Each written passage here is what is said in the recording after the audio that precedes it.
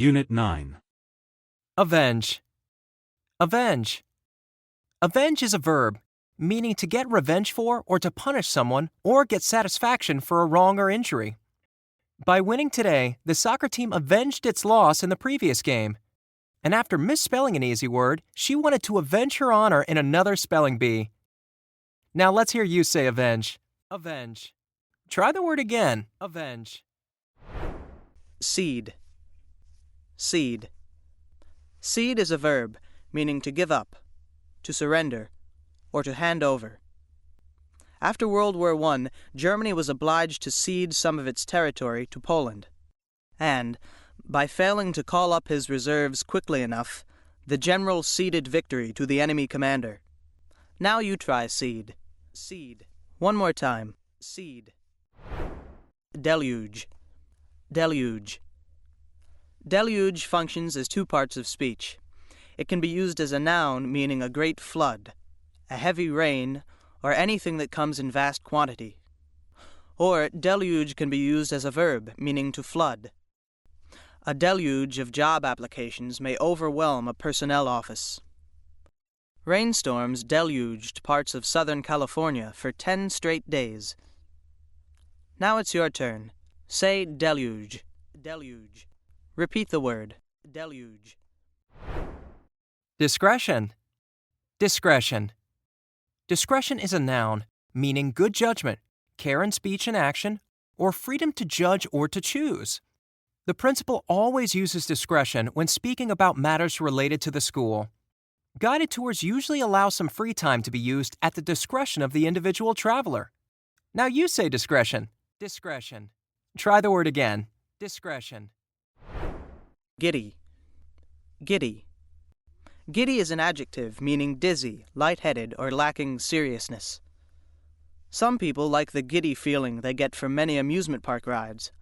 Also, giddy situation comedies are a mainstay of television programming. Your turn. Say giddy. Giddy. Once again. Giddy. Impact. Impact. Impact is a noun meaning the striking of one object against another or the shock caused by a collision.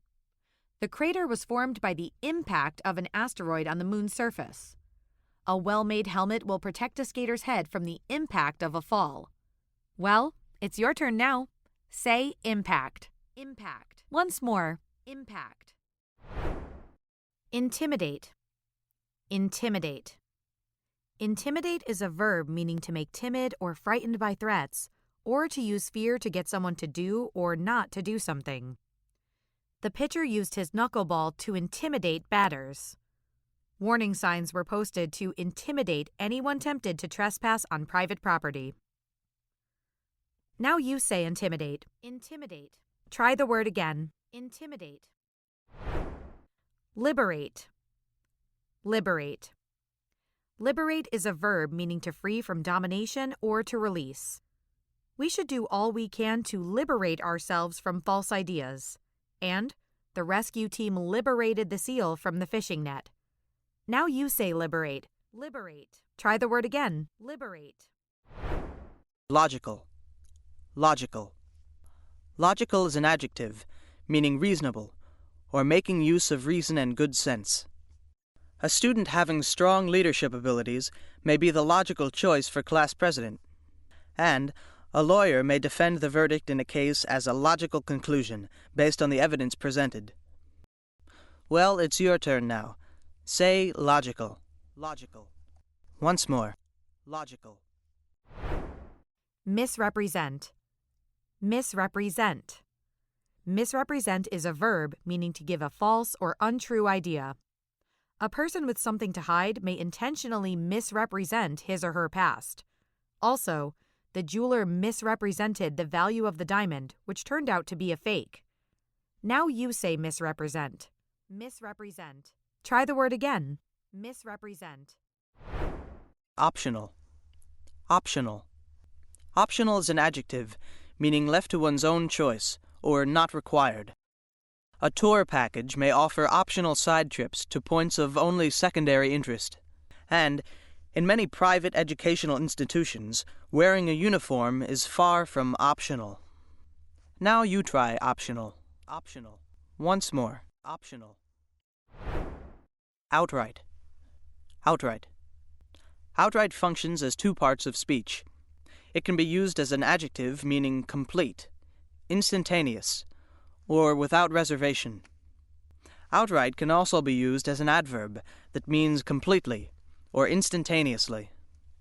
A critic may dismiss a new play as an outright rip-off of an earlier hit. Not many people have enough money to purchase a new home outright. Now let's hear you say outright. Outright. Try the word again. Outright. Rendezvous. Rendezvous. Rendezvous can also be used as two parts of speech. It can be used as a verb that means to meet according to a plan. Or rendezvous can be used as a noun, meaning a meeting by agreement, or a meeting place. The members of a tour group may be instructed to rendezvous in the hotel lobby at 6 p.m.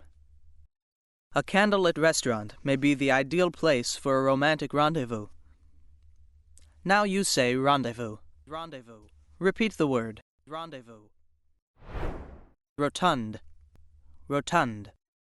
Rotund is an adjective, meaning rounded and plump, or full and rich in sound.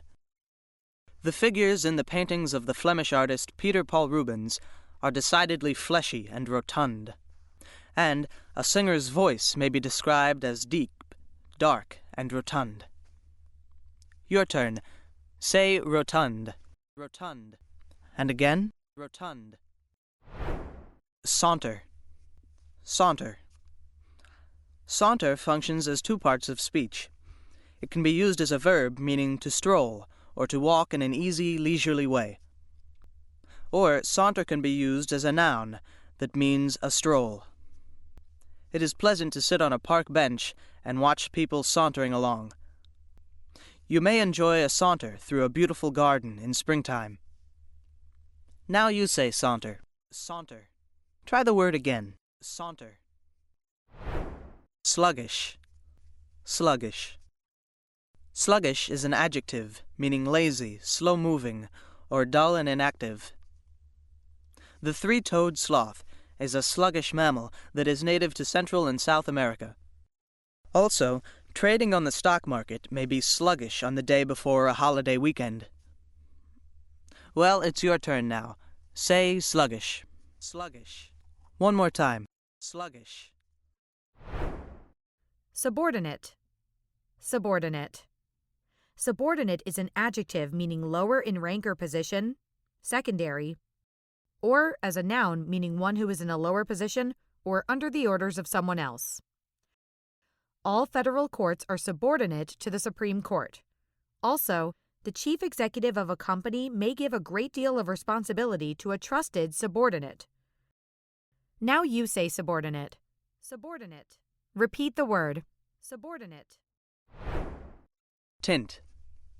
Tint. Tint functions as two parts of speech. It can be used as a noun meaning a delicate color or a slight trace of something. Or tint can be used as a verb that means to give color to or to dye. A photographer may use filters of different tints to achieve special effects.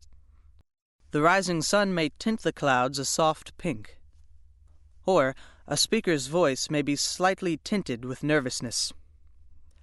Your turn. Say tint. Tint. Once more. Tint.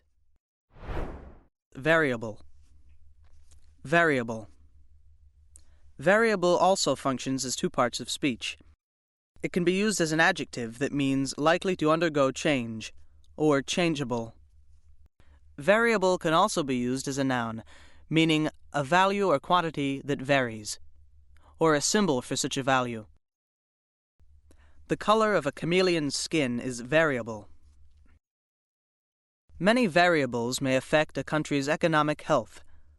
Or, you may be asked to solve an algebraic equation in which x is the variable. Now you say variable. Variable. And again, variable. Verge. Verge. Verge is another word that can be two parts of speech. It can function as a noun, meaning the point at which something begins or happens, the brink, or a border or edge. Verge also functions as a verb that means to incline or tend toward, or to be in the process of becoming something else.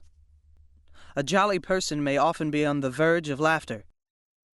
A person's willingness to take risks may verge on recklessness.